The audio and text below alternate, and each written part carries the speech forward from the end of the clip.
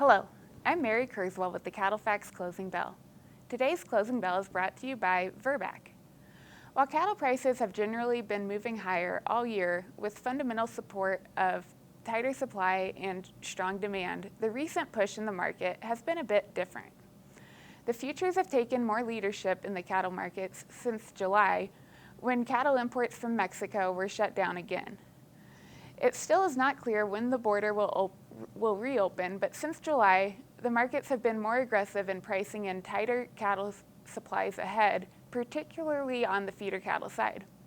From July 1st through yesterday's close, the feeder cattle futures strip has increased nearly $80 a hundredweight, or 26%. In that same time, the feeder cattle index increased about $60 a hundredweight, which supports the rally in the futures, but clearly this push has been more futures-led.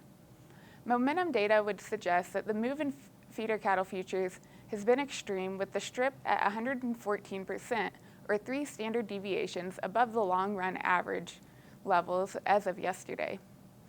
While this is rare territory for momentum, the last few months have proven that it can remain stretched, as it has been 2 standard deviations above average for much of the past few months.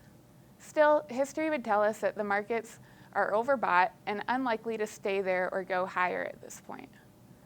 This means futures will likely trade sideways or lower to get momentum back to more normal levels, and further upside is limited, at least near term. Today's market action indicates that momentum may come down sooner rather than later, with the feeder futures opening several dollars lower and most contracts quickly moving to the daily limit of $9.25 a hundredweight lower and staying there at least midway through today's session. Assuming futures finish at or near these levels, momentum would still be stretched, which suggests there could be further downward risk, or at least more of a sideways trend at the lower levels in the short term for feeders. The momentum of the feeder cattle index has not been as extreme as the futures, but was still strong at about 110%, or 1.5 standard deviations above average. The feeder index is now at a premium to futures, which indicates this could also see some downward pressure, but cash should continue to be supported by fundamentally tight supply, at least until there is progress or more information on the reopening of the Mexican imports. Turning towards this week's markets, light to moderate fed cattle trade has been seen at $2.40 so far in the north and south, which is about $7 higher than last week's average fed price.